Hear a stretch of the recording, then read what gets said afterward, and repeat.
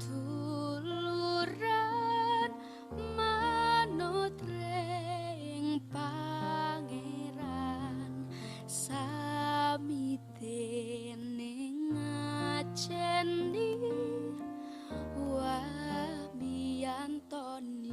Selamat sore, salam, Bapak Ibu, salam sejahtera untuk kita semua. Untuk melanjutkan aksi cash expo ya tahun 2001 ini, saya kebagian tugas untuk istilahnya apa, menerangkan cara menanam jahe dalam polybag secara organik. Oleh sebab itu, ini enaknya langsung ke tempat yang untuk prakteknya. Mungkin Bapak-Bapak bisa mendekat untuk nanti ada beberapa orang untuk membantu saya. Monggo. Dimanapun tempatnya, yang penting kita bisa memilah. Seandainya di sini kan mungkin ada tanah yang terlalu keras. Kalau memang keras terus tidak ada, itu ya harus dilembutkan dulu seperti ini supaya gampangannya enak untuk diolah. Gitu. Nah ini pupuk kandang atau pupuk hewan. Kebetulan saya menggunakan pupuk dari kambing slab.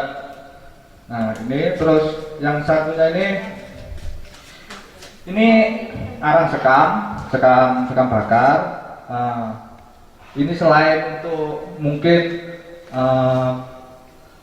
kandungan karbonnya di sini mungkin banyak, jadi ini juga bisa menghilangkan, fungsinya sebagai penghilang racun yang ada di tanah, mungkin seperti itu. Dan masih banyak lagi. Oh iya, lupa sebentar. Itu kalau Mbak ini di situ ada langkah-langkah mungkin budidaya jahe. Saya ngeprint ada 5, silakan dibagi untuk setiap pepatan. Bisa mewakili satu-satu nanti dalam jam. Oke, saya lanjutkan. Terus yang keempat, ini sekam padi. Nah cuma untuk drainasenya aja, biar nanti untuk pengolahannya lebih tanahnya lebih tebus. Ini lagi, ini kokopit Pak. Kokopit ini bahan utamanya dari kulit kelapa yang sudah mungkin diseleb istilahnya ya, diambil kokopitnya, terus seratnya sudah dipisahkan. Terus selanjutnya jahe itu sendiri, ini jahe merah. Usia jahe yang bagus untuk ditanam. Untuk bibit, jadi harus usianya itu lebih dari 1 tahun. Nah kalau untuk konsumsi biasanya kalau jahe itu sekitar 9 bulan itu sudah bisa untuk dikonsumsi. Karena kita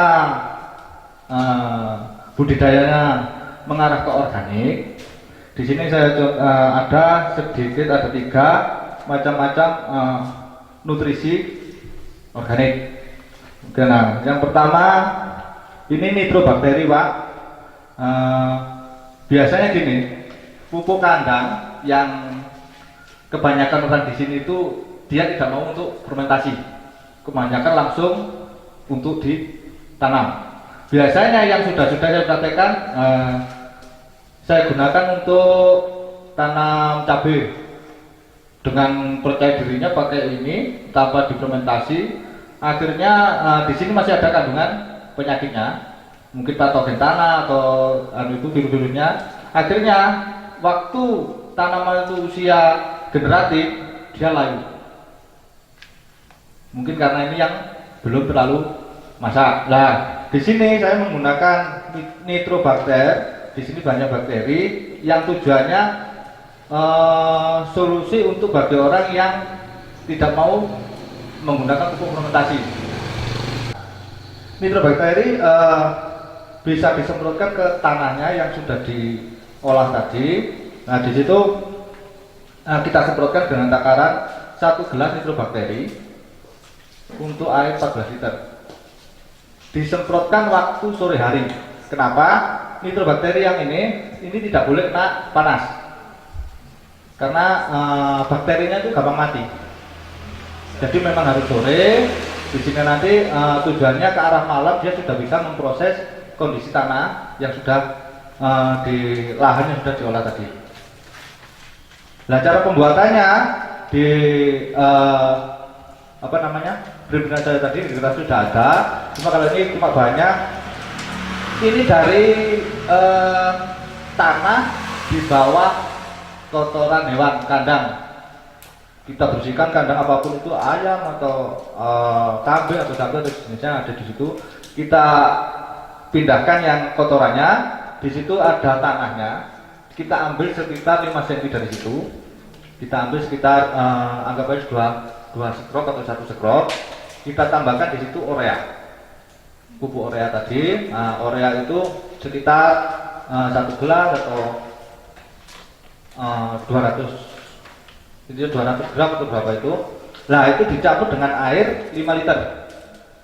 Kita aduk, kita diamkan selama 7 sampai 10 hari. Di situ akan terurai namanya kandungan amonia. Nanti setelah 7 hari dia akan mengalami yang namanya bau menyengat. Seperti ya amonia ya seperti beris itu tadi. Nah, di situ kandungan nitrobakterinya banyak. Itu seperti itu. Lebih banyak nanti mungkin di sini kan saya kebanyak referensi dari mungkin membaca atau dari YouTube itu ada, tinggal nulis. Nah, nitrobakteri tujuannya, fungsinya untuk apa, lebih jelasnya ada di situ gitu. Terus yang kedua saya menggunakan PSB, Pak, Bapak Ibu. Jadi PSB itu kepanjangannya fotosintesis bakteri. Dari bakteri fotosintesis. Nah, di sini cara pembuatannya mudah. Dia hanya menggunakan telur 1 butir, terus MSG atau micin itu 1 sendok. Habis itu diaduk, dicampurkan air sekitar 4 liter. Dikocok, habis itu dimasukkan ke botol-botol yang istilahnya bening seperti ini dan dijemur. Harus dijemur. Memang tujuannya menciptakan fotosintesis. Jadi memang bahan utamanya harus kena sinar matahari. Nah, tiap hari harus dikocok tiap pagi sampai dia berubah warna, biasanya 7 sampai 21 hari. Iya, nanti. Nah, itu di situ terus kalau sudah jadi, dia akan berwarna merah seperti ini.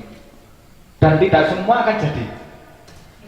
Biasanya kan kurang panas atau kita kurang peduli dengan yang namanya ngocoknya atau perhatiannya dengan di sini sudah nggak kena sinar. Nah, di situ. Nah, kalau sudah jadi, ini fungsinya ya tanaman itu membutuhkan fotosintesis.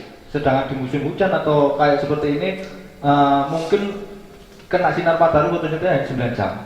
Tapi kalau dengan menggunakan PSB ini, tanaman itu bisa 12 jam kena, bisa memperoleh fotosintesisnya sudah dapat, gitu kan.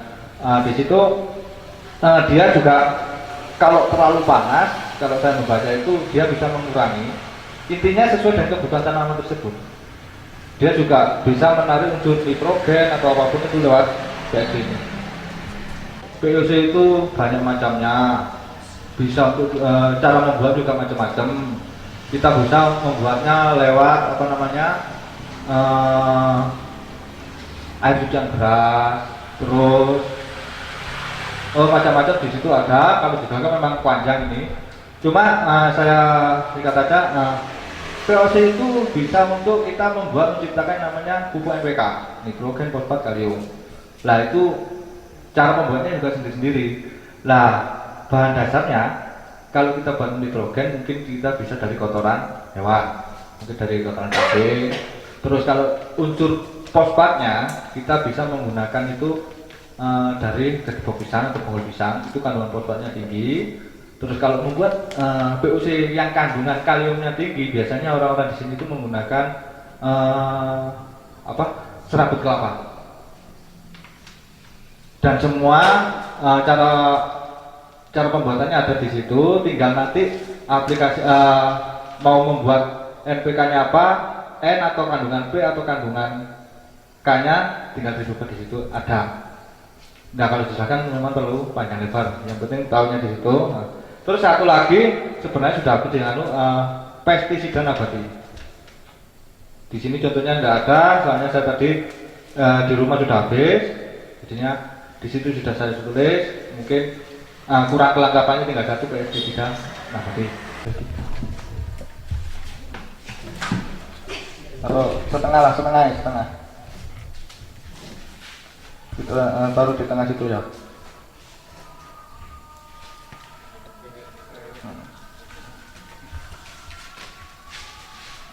Terus yang sekam bakarnya ini satu.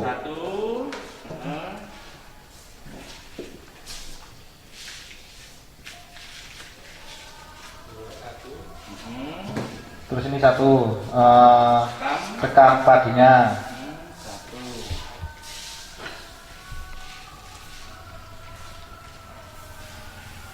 Koko kebitnya setengah ember kecil itu tadi.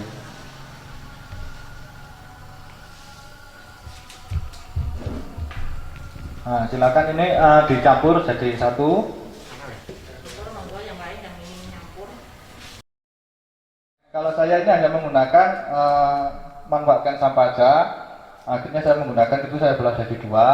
Jadi silakan ditaruh nih sekitar setengahnya. Tata nosi.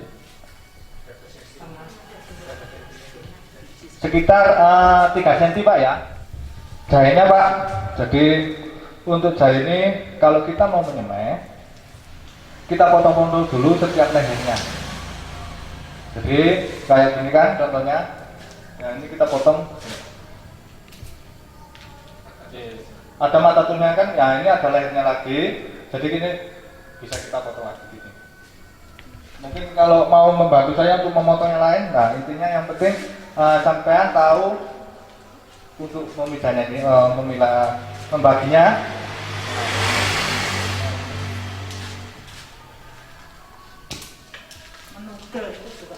Ini sama ya, saya. Sini, ya, sini. Itu namanya setiap lehernya itu seperti ini. Nah, kalau sudah, ini sudah ya contohnya. Nah, kita tata Pak. Biasanya kalau saya suka menata-nata sih, biar nggak semrawut. Nah, di sini ada mata tunasnya. Usahakan kalau kita memang mata tunasnya lebih dari satu, nggak mungkin kita tekankan gini. Kita tidurkan aja begini sesuai dengan mata tunasnya ke arah ke atas. Nah, kita taruh di sini dan kita tata yang rapi setiap. Itu berarti ada mata apa enggak? Nah, kalau ini ada dua leher, tapi biasanya melihat di sini ada matanya. Nah, kalau enggak ini langsung aja jadi satu, enggak masalah. Ini matanya ini. Ini sudah ya, sudah tertata rapi gitu. Harus merah. Kita taburin lagi dengan media semen tadi sedikit. Nah, usahakan hampir tertutup. Setelah itu kita tambahin lagi sekam padi. Nah, tujuannya ini untuk mengatur kelembapan. Biasanya nanti kan ada airnya kan, kalau dikasih ini tuh dia nggak mudah untuk menguap. Usahakan setiap menyemai gini harus tertutup. Nah, setelah seperti ini kita tinggal menyiramnya dengan air.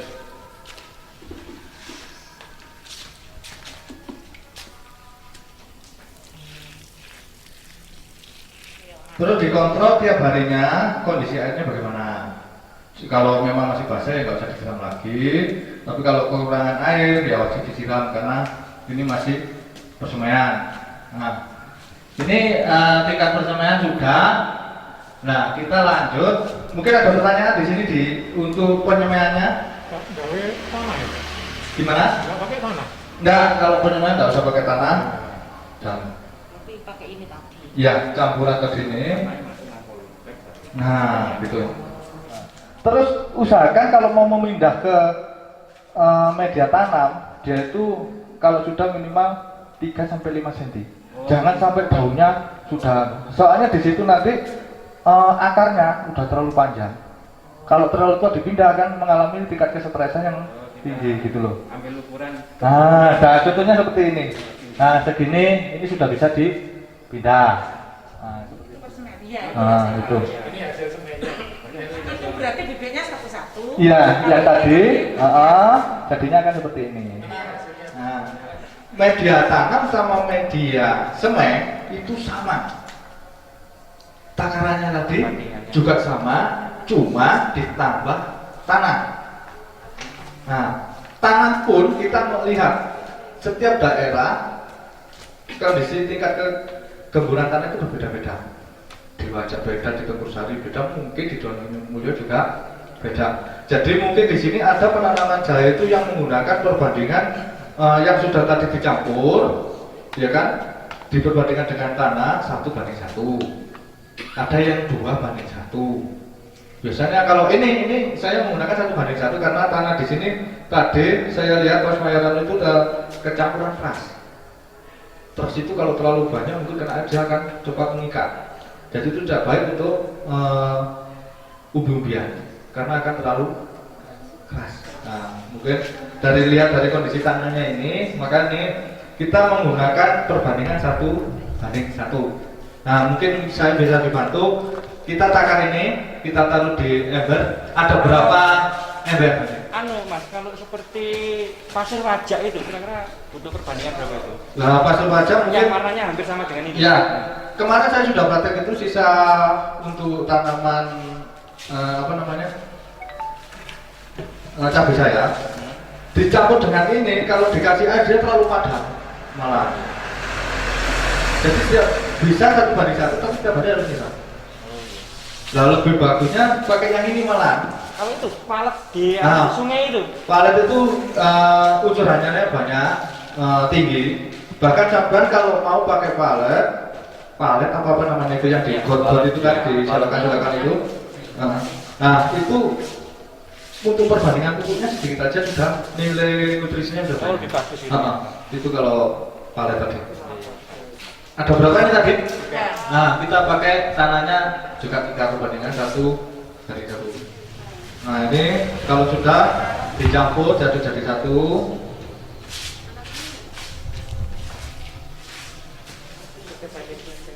Nah, kalau sudah, karena kita tanamnya di polybag, kita perlu menyiapkan polybagnya. Nah, saya paksa jahe tersebut itu tumbuh ke atas limpahnya. Jadi polanya bukan tanahnya dibanyakin dulu, akhirnya yang di bawah sia-sia karena rimpangan kan ke atas kan gitu. Nah, di sini kita menggunakan polybag ukuran 45 cm. Biasanya saya menggunakan takaran untuk media tanamnya 1 ember cat kecil ini. Sekitar kalau sama nggak punya, kalau menyesuaikan polybagnya sekitar 10 cm. Sepertiga.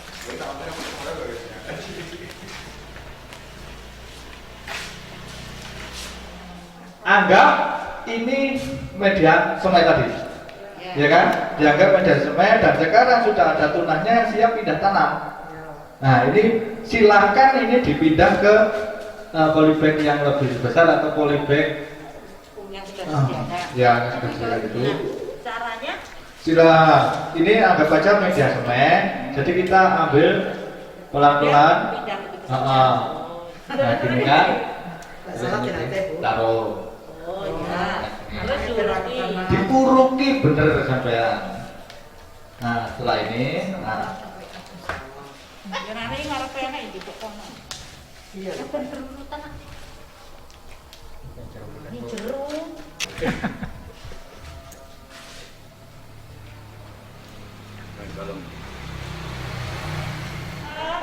nah, sudah seperti ini. Kita tinggal menyiram dengan air. Monggo Pak ini dilanjut. Berani kotor itu baik. Wah, berani kotor baik. Ayo bapak. Wayang ngetur nih. Bapak-bapak orang itu waktu kayak ini.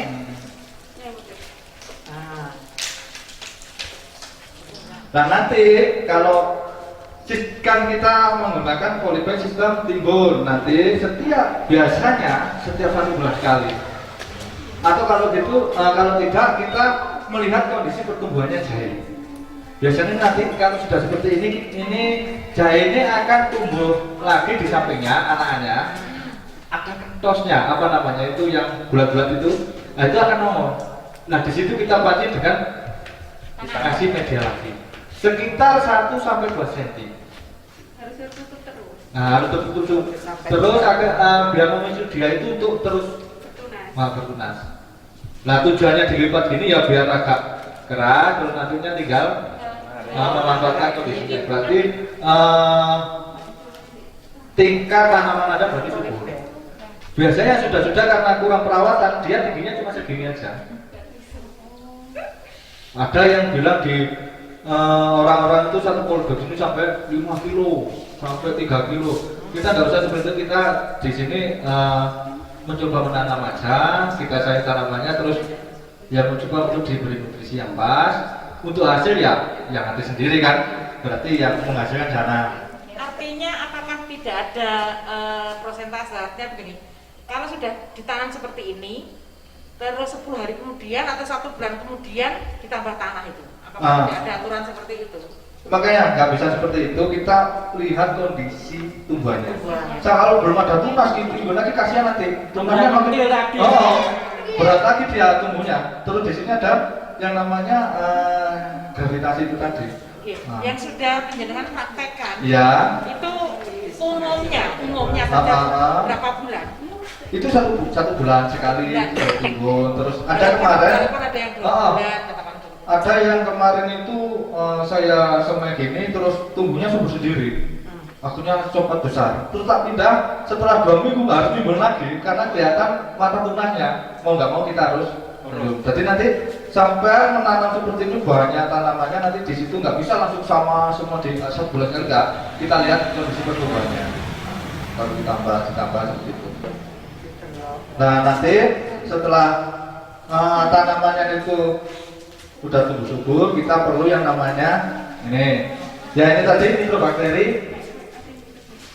Biasanya saya ngasihnya itu untuk awal setelah tanam gini kan, saya semprotkan itu dengan takaran apa namanya 1 gelas mikrobakteri sekitar 240 ml untuk air 15 liter, 14 sampai 15 seperti itu, atau 1 tangki, ada situ.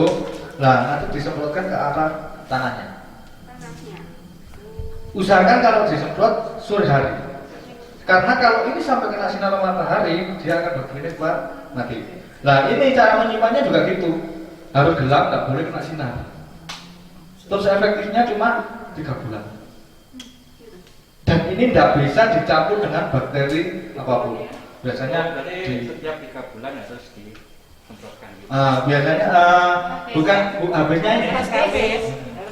Biasanya ini untuk mengurai kondisi di tanah.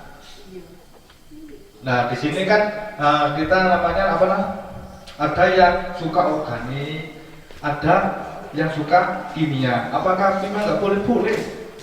Silakan, kan itu individu orang pribadi. Cuma untuk kalau sudah kena pupuk kimia, biasanya orang itu lupa untuk mengolah tanahnya, peremajaan tanah itu lupa. Akhirnya setiap nanam tambah lagi nutrisinya supaya hasilnya tetap maksimal. Nah, kalau mau ditambah bakteri seperti ini, di situ akan kondisi tanam kembali remaja atau lebih subur lagi. Nanti ditanamin, ngemesnya juga akan berkurang. Tuh, ini yang pertama tadi. Terus yang kedua, koceran POC. Biasanya ini kalau POC ini POC lengkap dari teman saya namanya Mas Bangun. Nah, ini lengkap POC, ada NPK-nya. Ini kalau pakainya saya itu 1 liter untuk 20 liter air. POC. Nah, setiap tanaman seperti ini saya kasih 1 gelas. Aplikasinya setiap 1 minggu sekali atau 10 hari sekali. Pupuk organik cairnya dia. Ini dikocok bisa disemprot bisa. Tapi kalau aku sih kalau ini dikocok. Baru nanti di sini biofotosintesisnya yang kita mainkan untuk semprotan ke tanah, batang, daun bisa. Ini takarannya 1, kalau untuk palawija itu 1 gelas untuk 14 liter air disemprotkan. Semakin bagus ya semakin bagus. Terus waktu penyemprotannya siang hari, waktu terik matahari. Karena bakteri ini aktif waktu siang, waktu ada fotosintesis dia akan lebih hidup. Untuk pohon dan daun-daunnya gitu yang seperti. Iya. Bukan tanahnya ya. Bukan, dia lebih ke fotosintesis untuk mata, jadi ke daun. Kebanyakan di sini aplikasi semua mau juga organik, kimia, salah aplikasinya. Ininya petani itu sekali nyemprot tuntas, dan di sini salah kaprah. Akhirnya semua bahan aktif yang ada di pestisida itu campur. Terus pokoknya ini campur, nah, akhirnya netral semua. Nah, terus sudah netral, yang nyalakan bukan petaninya, yang jualan. Pestisida kalau nggak mandi ini. Padahal memang orangnya itu udah tahu aplikasinya seperti apa. Terus di sini kandungan bahan aktifnya apa, jadi tidak ditaruh di situ. Terus bentuk tepung, terus cair, EC, WB, dan seperti itu. Cara mencampurnya juga salah. Yang akhirnya waktu aplikasi hasilnya juga salah. Nah seperti itu. Di organik pun juga gitu. Kalau namanya sudah pestisida, itu jangan dicampur dengan nutrisi. Itu tidak boleh. Jadinya biarlah dia itu bekerja sesuai fungsinya.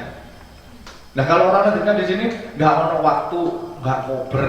Nah di situ kesalahan utamanya bukan di tanamnya, bukan yang jual obatnya atau mainnya, bukan apa-apa, tapi dari petaninya sendiri. Nah seperti itulah. Mungkin itu sedikit yang bisa saya sampaikan. Mungkin ada pertanyaan lagi. Ya. Penyakitnya mas. Nah ini penyakit jahe itu kebanyakan itu ada lalat limpan dan lalat daun.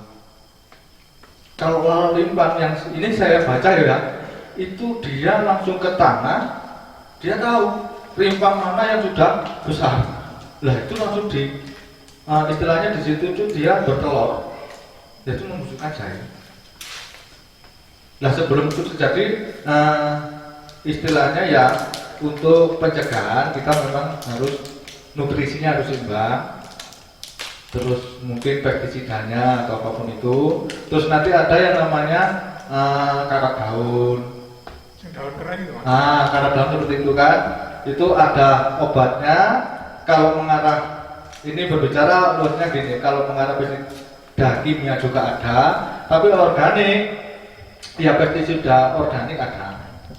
Lebih baik kita biasanya orang-orang gini salahnya gini. Kalau udah keserang baru berobatin. Dan itu sulit. Nah, kita tahunya melihat dari tanaman gitu, oh belum terserang, ya kan? Berarti tidak usah, aman. Padahal itu yang bahayanya di situ. Kalau sudah keserang, baru semua obat dipakai gini-gini. Akhirnya resisten, ketergantungan sama obat itu tadi bukannya membunuh, hamanya di situ senang. Nah, istilahnya gini aja lah, yang namanya mencegah itu pasti nggak akan baku kita. Tapi kalau sudah mengobati, wah kita pasti jual rumah, jual tanah, jual apapun. Itu tanaman, hewan atau manusia, pasti tetean. Jadi lebih baik kita mencegah. Nah, mudah-mudahan dengan sampean itu menggunakan nutrisi yang seimbang, terus perawatan yang rutin, nilai gizi tumbuhan itu tadi bagus, di situ juga bisa mengurangi yang namanya penyakit atau hama. Nah, seperti itu. Itu yang bisa saya jelaskan. Yang lain Kan intinya mas ya, kalau kita pakai itu yang mas sediakan itu walaupun tidak difermentasi tidak apa-apa. Nah itu tadi, saya tadi ini sudah pakai, kan ini bukan fermentasian, Iya. cuma saya gunakan mikrobakteri tadi untuk Sama saja mengurai, dengan fermentasi gitu. mengurai di sini, menciptakan bakteri-bakteri baik untuk membunuh bakteri-bakteri yang atau penyakit-penyakit yang ada di. Iya, iya. Nah itu aja. Tapi usahakan kalau bisa itu difermentasi, itu akan lebih bagus untuk Untuk pupuk fermentasi itu kalau nggak mau ribet membuat sendiri, kira-kira Pak Budi itu ada nggak? Oh ada. Itu sengaja memasarkan saya atau gimana? Tapi ada yang jelas gini. Kita di GKJW Donomulia gini ada wirausahanya. Wirausaha di sini saya inginkan itu melibatkan warga yang punya usaha untuk dipasarkan di GKJW. Dengan di situ ada nilai sharing profitnya. Nah, Mas Didi tadi bertanya, memang saya punya pupuk fermentasi, bahkan pupuk kotoran kambing, media apapun itu yang difermentasi, bahkan yang biasa juga. Nah, kalau orang di sini orang yang Nasrani membeli ke saya wajibkan ke GKJW, wirausaha GKJW. Silakan di situ nanti GKJW mengarah ke saya yang akan mengantar. Jadinya nanti ada di situ sebelumnya. Jadi jawabannya Mas Didit ada, kita wirausaha GKJW sudah Siap. menyiapkan. Oke. Terus harganya Mas yang sudah diimplementasi. Oh ya. Nah, kita sementara di sini kalau yang untuk disetorkan ke GKJW itu harga per sak takaran untuk Ponska. Untuk Ponska tahu karung Ponska itu? Nah, itu satu sak yang untuk biasa ini seleb, hanya seleb biasa dijual 30.000. Sedangkan untuk yang pupuk fermentasi 35.000. Lah kalau ditakar dengan takaran ember besar ini itu sekitar 4 ember penuh, satu sak itu tadi. 35.000 sudah difermentasi Iya. dari kambing. Nah, bahan fermentasi yang saya buat untuk yang di GKJW itu kotoran kambing seleb, terus limbah log jamur. Jadi limbah log jamur yang sudah nggak dipakai, saya manfaatkan untuk membuat bumbu fermentasi. Terus bahan ketiga itu saya menggunakan sekam bakar dengan sekam padi biasa. Terus yang keempat saya menggunakan kabut pertanian. Perbandingannya ada di situ. Jadinya saya olah, saya fermentasi dengan saya menggunakan dekomposernya E4 yang saya kembangkan menjadi M5 gitu aja. Cuma permasalahannya di sini saya belum ada tes untuk kadar nutrisinya yang ada di pupuk tersebut. Jadi masih istilahnya ya berbentuk karungnya pun aja kayak saya mensponsorkan Ponska. Intinya saya di sini cuma memanfaatkan barang bekas. Gitu aja. Nah, saya akhiri penjelasan saya tentang budidaya tanaman sayur organik ini. Akhir kata, mohon maaf kalau ada salah kata. Selamat malam dan salam. Selamat mencoba. Penjelasannya begitu panjang dan lebar. Harapan kami nanti video ini akan dibuatkan semacam link ya, supaya nanti bisa disampaikan seluruh warga. Apalagi kalau penanaman jahe merah, mungkin ada beberapa yang tidak bakat seperti saya. Tapi kalau untuk pemilahan sampah, kita warga GKJW diharapkan mampu untuk memilahnya supaya itu tadi kita memberikan warisan yang baik bagi anak-anak dan cucu kita. Nah, Bapak Ibu, kita akan menutup acara pada sore hari ini dengan ucapan syukur dan ditutup oleh doa oleh Bapak Mul. Monggo aturan. Doa. Bapak Surgawi, Bapak yang kami kenal dalam nama Tuhan Yesus Kristus, Tuhan, kami mengucap syukur dengan acara yang kami laksanakan pada saat ini. Dalam kesempatan ini kami boleh mendapatkan berkat yang lebih besar. Kiranya acara ini dapat memberikan manfaat bagi jemaat kami yang ada di Pasaman Mulyo. Tuhan, kiranya apa yang kami laksanakan dapat memberikan berkat yang besar dalam kehidupan kami untuk usaha kami masing-masing. Tuhan, kami serahkan semua ini hanya di dalam kasih Tuhan Yesus Kristus. Haleluya, amin.